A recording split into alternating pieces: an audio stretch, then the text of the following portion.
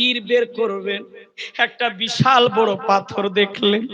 হযরতে ফাতেমা তীরে যখন ওই পাথরে দুইটা পা লাগিয়ে দিলেন, পাটা হাত লাগিয়ে দেওয়ার পর তীরে যখন হাত লাগালেন ফাতেমা, বিসমিল্লাহির রহমানির রহিম তীর যখন টান দিলেন, পায়ের গোশত বেরিয়ে চলে আসলো। আল্লাহু আকবার বলেন।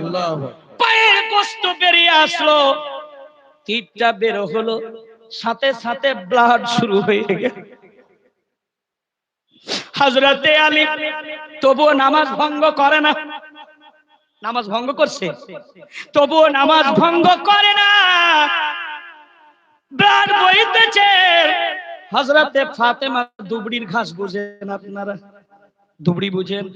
আমাদের মালদাহের দুবড়ি বলে, আপনাদের দিকে কি বলে? আচ্ছা, আপনার কথার সাথে আমার তাহলে মেল আছে নাকি? দুবড়ির ঘাস যখন দুই চারটা টানলেন ফাতেমা, তারপরে দাঁতে চিবালেন ফাতেমা। চিবিয়ে দেওয়ার পর বিসমিল্লাহ পড়লেন।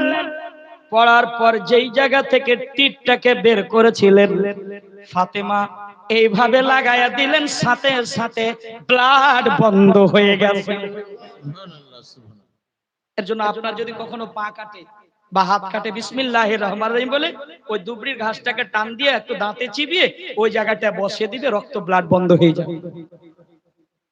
এবার ফাতেমা টান দিয়ে সাথে সাথে বন্ধ। হযরত